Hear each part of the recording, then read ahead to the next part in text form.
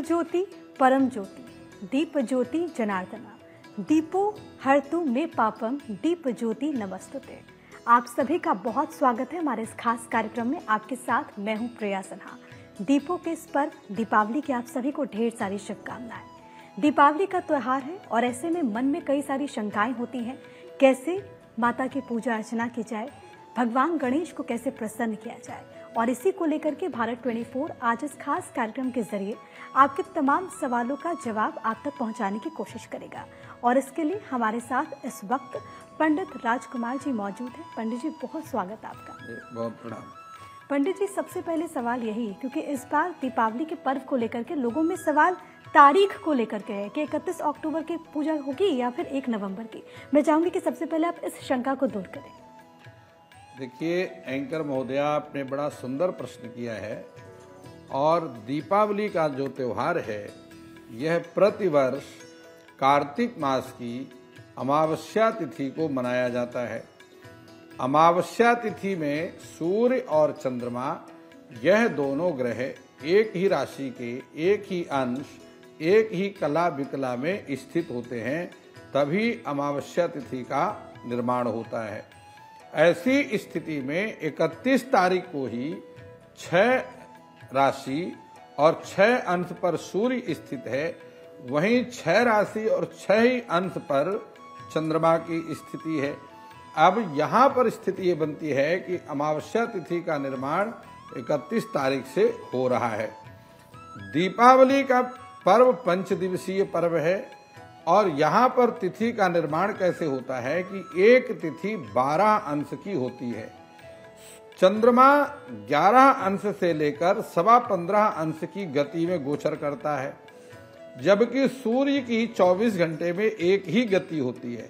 चंद्रमा अत्यंत तीव्रगामी है और वह अमावस्या को छोड़ करके प्रतिपदा की ओर बढ़ता है। जब 12 अंश पार करता है तो एक तिथि का निर्माण करता है, 24 अंश होगा तो दूसरी तिथि का निर्माण कर देगा। तो इस प्रकार से तिथियों में सामंजस्य क्या व्यवस्था बिगड़ती है कि हम चाहते हैं कि अंग्रेजी की तरह, जैसे सूर्योदय में अंग्रेजी का डेट आरंभ हो गई, दूसरे सूर्योदय तक चलेगी, उस क्रम से तिथियां नहीं चलती। तिथियां चलती हैं सूर्य और चंद्रमा के गणित के आधार पर, गति के आधार पर। देखिए ग्रह स्पष्ट जो है, गतैष्या दिवसाद्येन गतिर्निघ्नि खसड्ढता लब्ध अंसादिनाम शोध्यम योज्यम स्पष्टो भवेद ग्रह। हर पंचांग में प्रातः काल का सूर्य स्पष्ट, ग्रह स्पष्ट, सूर्योदय काल का दिया रहता है, प्रायः 5:30 बजे का दिया रहता है।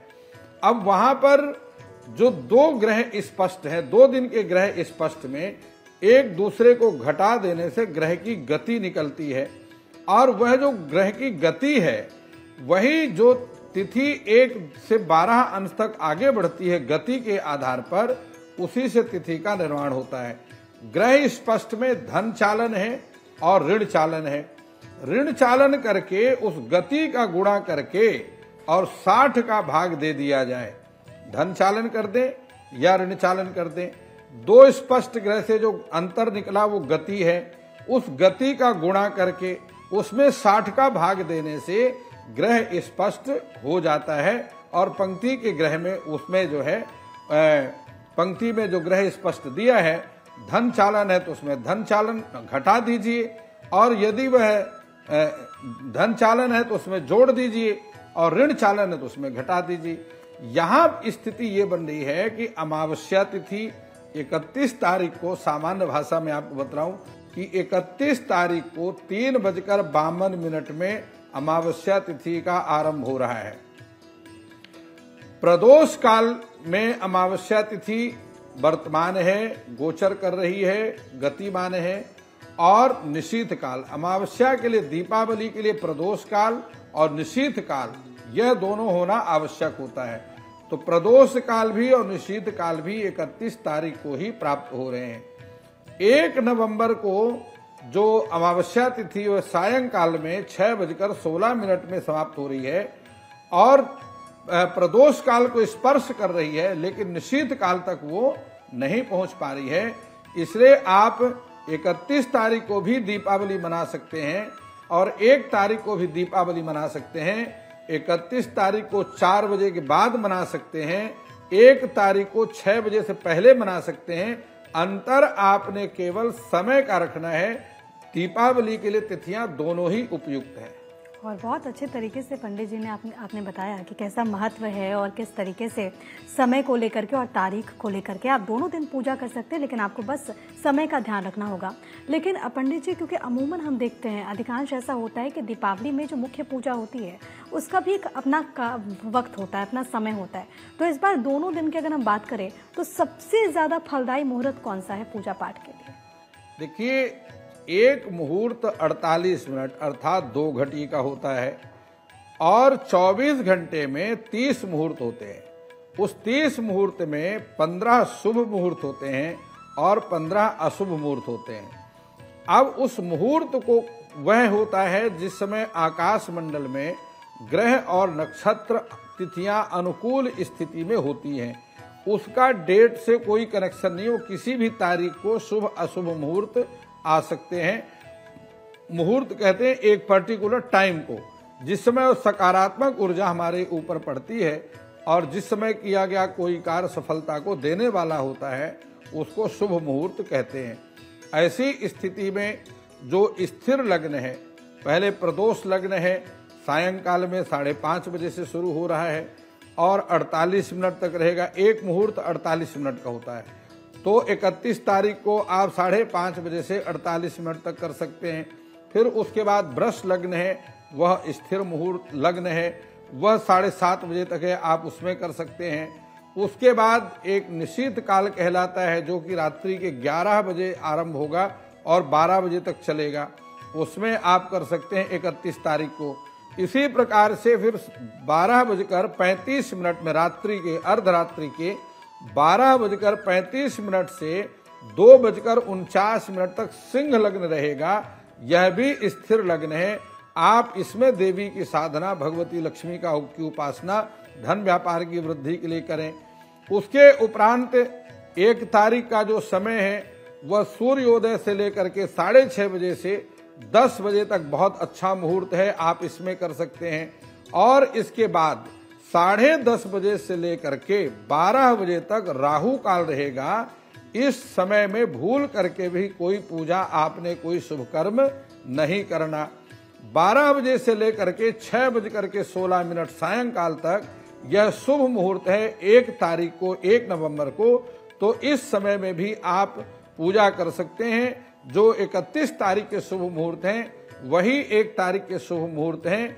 मात्र राहु काल का आपने त्याग करना है। और 6:16 के बाद अमावस्या तिथि समाप्त हो जाएगी 1 नवंबर को। इसलिए 6:16 के बाद पूजा करने का कोई औचित्य नहीं रहता है। पंडित जी, पूजन की विधि के बारे में भी हम आपसे समझना चाहेंगे, और इसके अलावा क्या माता को प्रसन्न करने के लिए या फिर प्रभु को प्रसन्न करने के लिए कोई मंत्र, कोई श्लोक भी है जिसका जाप करने से पाठक, जितने भी श्रद्धालु हैं, उनको विशेष आशीर्वाद मिले? जी, आपने एक ही प्रश्न में कई प्रश्न, एक ही पंक्ति में कई प्रश्न आपने किया है। तो मैं सबसे पहले आपके भारत 24 के दर्शकों को बतलाता हूं कि सबसे पहले पूजा की विधि क्या है। पूजा की विधि जिस प्रकार भारत 24 ने ये मंडप सजाया है पूजा का, एक लकड़ी की चौकी लेनी है, स्नान इत्यादि से शुद्ध हो करके अपने घर के मंदिर में एक लकड़ी की चौकी रखनी है। उसके ऊपर पीला, सफेद अथवा लाल रंग का वस्त्र बिछाना है। उसके ऊपर भगवती लक्ष्मी और गणेश जी की स्थापना करनी है। संभव हो सके तो कुबेर की स्थापना भी की जाती है। उसके उपरांत आपने वहां पर अखंड दीप जलाना है और भी दीप मालिका वहां पर सजानी है। यह सारा करके एक कलश की स्थापना करनी है। कलश में आपने पंचरत्न डालना है और 5 पल्लव आम के पत्ते लगाने हैं। उसमें नारियल आपने खड़ा हुआ लगाना है, लिटा करके लगाने की गलती ना करें। उस नारियल को लाल वस्त्र से वेष्टित करके उसको बांध दीजिए और कलश के ऊपर स्वस्तिक का निशान बनाना है। इसी प्रकार से जिस प्रकार मैं आपको यहाँ पर दिखलाता हूँ इस कैमरा के माध्यम से, भारत 24 ने इस एक थाली में आपने इस प्रकार स्वस्तिक बनाना है और नवग्रहों की स्थापना भी करनी है।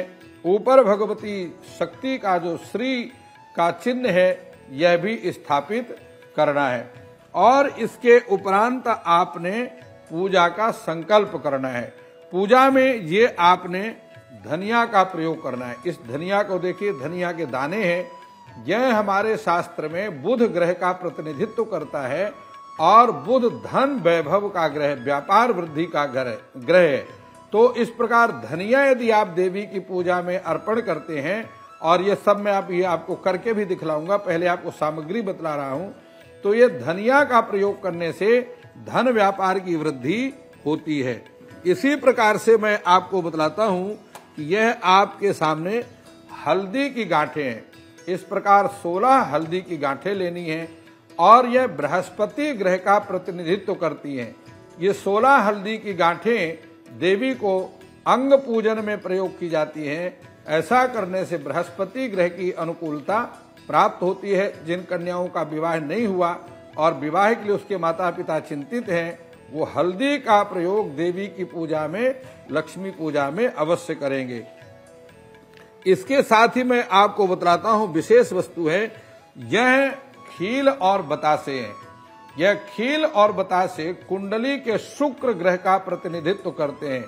यदि आपका कोई पुत्र है, उसका विवाह नहीं हो रहा, तो खील और बतासे, जो कि फीकी खील है और मीठे बतासे हैं, यह दोनों शुक्र ग्रह का प्रतिनिधित्व करते हैं। और कुंडली में यदि शुक्र ग्रह की अनुकूलता ने जितने भी संसार के धन वैभव इत्यादि, गाड़ी मकान दुकान लग्जरी लाइफ है, उसका कारक शुक्र ग्रह होता है। ऐसा करने से आपको लग्जरी लाइफ जो है उसकी प्राप्ति होगी। लग्जरी वस्तुओं की प्राप्ति शुक्र ग्रह की अनुकूलता से प्राप्त होती है। इसके साथ में आपको बतलाता हूं कमल दाने। ये कमल का पुष्प मैंने आपके सामने रखा हुआ है, ये दिखाता हूं। और यदि आपको कमल का पुष्प ना मिले तो इसके लिए जगह आप कमल गट्टे का प्रयोग भी कर सकते हैं। यह भगवान विष्णु को अत्यंत प्रिय है, देवी लक्ष्मी का अत्यंत प्रिय है, और कुबेर देवता की कृपा भी कमल गट्टे या कमल दाने अर्पण करने से प्राप्त होती है, आनी शुरू हो जाती है। तो यह सारी वस्तुएं हैं प्रयोग में। और आपने ये सारी वस्तु पुष्प आदि हैं, विभिन्न प्रकार के फल हैं। और ये लौंग जो है शनि ग्रह का प्रतिनिधित्व करती है। यदि आप देवी को शनि ग्रह का, आपकी कुंडली में कोई शनि की 7.5 से पीड़ित हैं, शनि की ढैया से पीड़ित हैं, तो लौंग के द्वारा देवी का अंग पूजन करें, अर्चन करें, अथवा काली मिर्च का प्रयोग भी आप देवी पूजा में कर सकते हैं।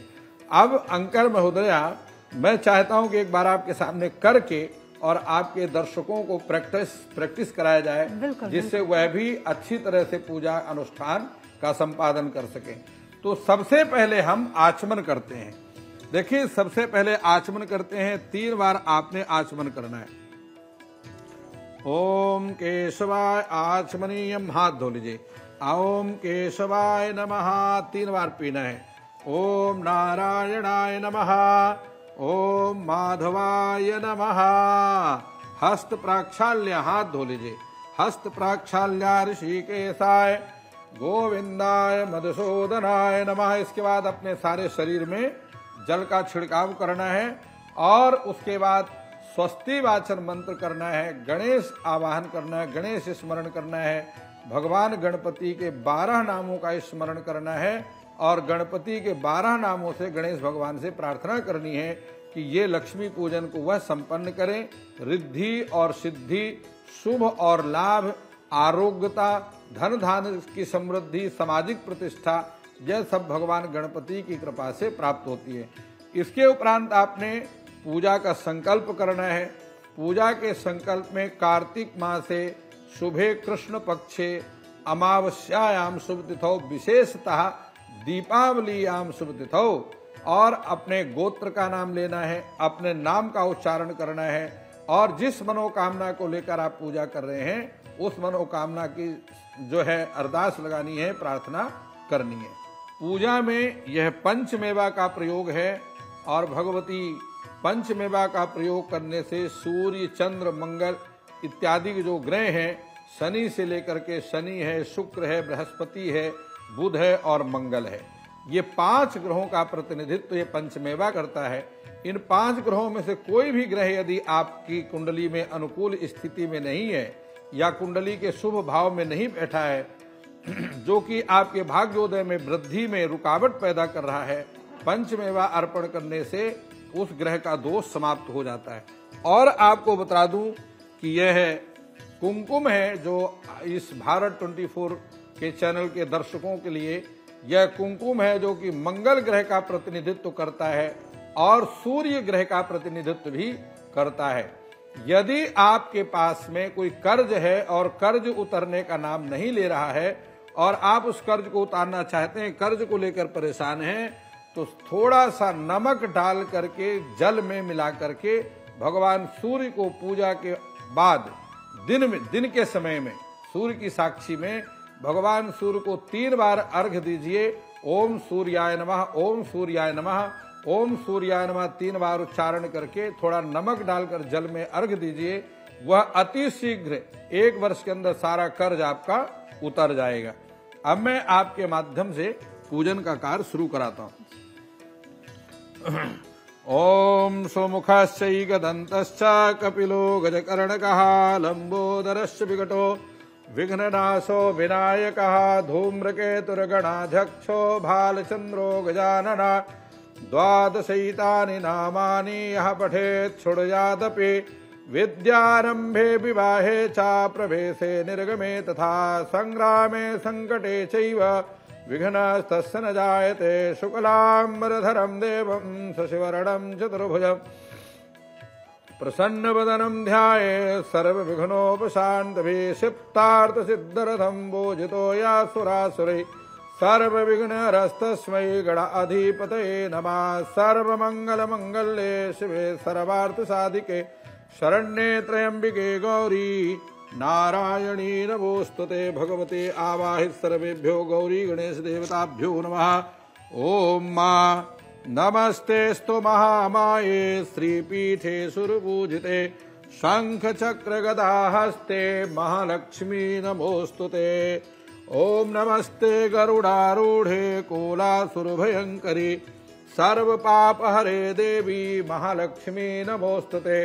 सर्वज्ञे सर्ववरदे सर्वदुष्टभयंकरी सर्वदुःखहरे देवी महालक्ष्मी नमोस्तुते। स्थूल सूक्ष्म महारौद्रे महाशक्ति महोदरे महापापहरे देवी महालक्ष्मी नमोस्तुते। आदि अंतरहिते देवी आदिशक्ति महेश्वरी योगजे योग संभूते महालक्ष्मी नमोस्तुते। सिद्धि बुद्धि प्रदे देवी भुक्ति मुक्ति प्रदायिनी मंत्रमूर्ते सदा देवी महालक्ष्मी नमोस्तुते। श्वेतांबरधरे देवी नानालंकार भूषिते जगन्मातर पद्मासने जगन्मातर जगत स्थिते जगन्मातर महालक्ष्मी नमोस्तुते। आवाहित सर्वेभ्यो भगवती अष्टलक्ष्मी देवताभ्यो नमः। गौरी गणेश देवताभ्यो नमः। कलशस्य मुखे विष्णु कंठे रुद्र समाश्रिता मूले तस्य स्थितो ब्रह्मा मध्ये वात्रिगणः स्मृता कुशौ तु सागरा सर्वे सप्तदीप वसुंधरा ऋग्वेदो यजुर्वेदः सामवेदो अथर्वणा अंगैश्च सहिता सर्वे कलशन्तु समाश्रिताः अत्र गायत्री सावित्री शांति पुष्टिकरी तथा। देखिए, कलश के नीचे आपने जौ रखना है, खाली जमीन पर कलश नहीं रखना। इसी प्रकार से दिया के नीचे आपने थोड़ा थोड़ा चावल रखना है या खील रखना है, एक ही बात है। डायरेक्ट जमीन के ऊपर आपने दिया दीपावली की पूजा में या घर के जहां पर भी आप दीप दान करेंगे वहां डायरेक्ट जमीन के में दिया नहीं रखना है। और अब मैं आपको देवी का अंग पूजन करवाता हूं। आप सभी दर्शक बड़े ध्यान से देखते रहेंगे और देवी लक्ष्मी पूजा का आनंद लेते रहेंगे। अब आप थोड़ा थोड़ा खील और बतासे देवी के चरणों में चढ़ाएंगे। ओम मैं उनका मंत्र उच्चारण करूंगा। ओम चपलायै नमः पादौ पूजयामि, चंचलायै नमः जानुनी पूजयामि, कमलायै नमः कटिं पूजयामि, कात्यायन्यै नमः नाभिं पूजयामि, जगन्मात्रै नमः जठरं पूजयामि, विश्ववल्लभायै नमः वक्षस्थलं पूजयामि, पद्माननायै नमः हस्तौ पूजयामि, ॐ कमलपत्राक्षै नमः नेत्रत्रयं पूजयामि, ॐ श्रियै नमः शिरः पूजयामि, ॐ महालक्ष्मी नमः सर्वांगं पूजयामि। ये मुझे दे दीजिए। अब आप हल्दी चढ़ाएंगे। ओम चपलायै नमः, एक एक हल्दी चढ़ाते रहिए। ओम चपलायै नमः पादौ पूजयामि, चंचलायै नमः।